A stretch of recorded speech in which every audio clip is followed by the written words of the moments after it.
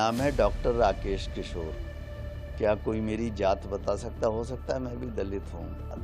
और ये जितने दलित कह के है, ये तो आप देख रहे हैं कि लोग इसी सरकार को गिरा के और चाहते हैं कि देश पर से गुलाम हो जाए। ये उनकी राजनीति है, करते हैं दीजिए।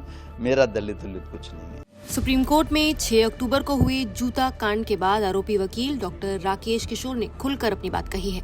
72 वर्षीय वकील, जिन्होंने कोर्ट के अंदर सीजेआई बीआर गवई पर जूता फेंकने की कोशिश की थी, अब कह रहे हैं कि उनके भीतर का गुस्सा सालों से पल रहा था। राकेश किशोर का कहना है कि मैंने कोई हिंसा नहीं की, मैंने सिर्फ उस अपमान का जवाब दिया जो हमारे देवी देवताओं के खिलाफ हुआ। पहले हिंसा उन्होंने की थी जब उन्होंने हमारे भगवान विष्णु का मजाक उड़ाया। राकेश किशोर बताते हैं कि 1990 के दशक में वो मुरादाबाद में रहते थे, जहां मुस्लिम आबादी ज्यादा थी। उनके मुताबिक वो ऐसा समय था जब शाम के बाद हमारी औरतें घर से बाहर नहीं निकल सकती थीं।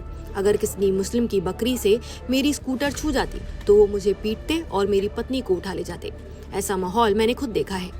वो कहते हैं तब भी हम चुप रहे, लेकिन अब जब जस्टिस गवई ने कोर्ट में कहा कि अगर पूजा करनी है तो किसी और मंदिर चले जाओ, तो मैं खुद को रोक नहीं पाया।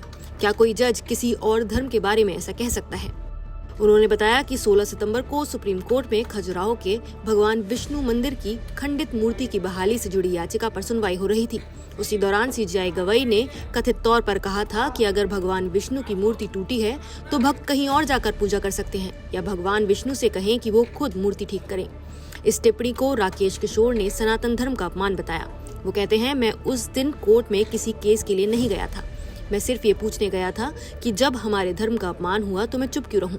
जूता फेंकने की घटना के बाद कोर्ट में अफरा तफरी मच गई थी। सुरक्षा कर्मियों ने तुरंत उन्हें पकड़ लिया था। इसके बाद सुप्रीम कोर्ट बार एसोसिएशन ने उनका लाइसेंस रद्द कर दिया और बार काउंसिल ऑफ इंडिया ने भी उन्हें तत्काल प्रभाव से सस्पेंड कर दिया। राकेश किशोर इस फैसले को एक तरफा बताते हैं। उनके शब्दों में, अधिवक्ता अधिनियम की धारा 35 कहती है कि पहले अनुशासन समिति बनती है, फिर सुनवाई होती है, लेकिन मेरे मामले में तो बिना कुछ सुने सीधा सस्पेंड कर दिया गया। प्रशांत भूषण ने भी तो सीजेआई के खिलाफ ट्वीट किया था, उन्हें सिर्फ 1 रुपए का जुर्माना भरना पड़ा था। अब राकेश किशोर का पूरा करियर और कमाई दोनों खतरे में है। वो कहते हैं, मेरे सारे क्लाइंट अपने केस और पैसे वापस ले गए। किसी को डर है कि मैं अब वकालत नहीं कर पाऊंगा, किसी को शर्म आ रही है कि उन्होंने मेरा साथ दिया। मैंने कहा कि मैं सबका पैसा लौटा दूंगा, लेकिन कुछ लोग अब मुझे गालियां दे रहे हैं। वो बताते हैं कि मेरी पत्नी और बच्चे भी मुझसे नाराज हैं, लेकिन मुझे कोई पछतावा नहीं है। सनातन की औरतें विरोध नहीं करती, ये हमारी कमजोरी है। मुस्लिम औरतें सड़कों पर उतर आती हैं, लेकिन हमारी औरतें घर के अंदर छिप जाती हैं। सोसाइटी के लोगों का रवैया भी राकेश किशोर को निराश कर गया। उन्होंने बताया, मेरे घर के बाहर आम आदमी पार्टी के लोग जूतों की माला लेकर आ गए थे, लेकिन मेरी सोसाइटी से कोई भी मेरा साथ देने नहीं निकला। मैं अकेला खड़ा हूँ। उन पर लगे दलित जज पर हमला के आरोपों को भी वो गलत बताते हैं। उन्होंने कहा, लोग नहीं जानते कि मैं खुद दलित हूँ, कोरी समाज में आता हूँ। ये जाति नहीं, धर्म का मामला है। राकेश किशोर ने ये भी कहा कि गवई साहब पहले सनातनी थे, अब बौद्ध बन चुके हैं। अगर वो खुद कहते हैं कि वो हिंदू नहीं है तो उन्हें दलित कहना गलत है। राकेश किशोर ने बताया कि वकालत शुरू करने से पहले वो WHO और भारत सरकार के डेंगू मलेरिया प्रोजेक्ट्स में काम करते थे और मेडिकल एंटोमोलॉजी के एक्सपर्ट रहे हैं। उन्होंने 2011 में वकालत शुरू की थी, लेकिन अब सब कुछ बदल गया है। क्या क्लाइंट गया, पैसा गया, इज्जत भी चली गई, लेकिन आत्मसम्मान बचा है। वो बताते हैं कि वो हार्ट पेशेंट हैं, किडनी की समस्या से जूझ रहे हैं, शुगर और BP दोनों हैं, लेकिन फिर भी उन्होंने जो किया उस पर गर्व है। उन्होंने कहा था कि भगवान ने मुझे चुना है कुछ बड़ा करने के लिए। उधर भगवान विष्णु पर टिप्पणी करने के बाद सीजेआई गवई ने भी सफाई देते हुए कहा था कि उनके बयान को सोशल मीडिया पर गलत तरीके से पेश किया गया।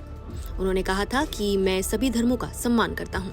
अब ये मामला सिर्फ कोर्ट रूम तक सीमित नहीं है, ये एक बड़ी बहस बन चुका है कि क्या धर्म और न्यायपालिका के बीच की दीवार अब कमजोर हो रही है, और क्या धार्मिक भावनाओं को कोर्ट में भी जगह मिलनी चाहिए। इस सवाल का जवाब तो आने वाले वक्त में मिलेगा, लेकिन आप इस मामले पर क्या कहना चाहेंगे? अपनी राय हमें कमेंट करके जरूर बताइए। नमस्कार, मैं हूं मानक गुप्ता। अगर आपको हमारा ये वीडियो पसंद आया हो तो इसे लाइक और शेयर जरूर करें, और हाँ, हमें सब्सक्राइब और फॉलो करना ना भूलें, ताकि आप देश और दुनिया की कोई खबर मिस ना करें। तो जुड़े रहिए हमारे साथ और देखते रहिए News 24।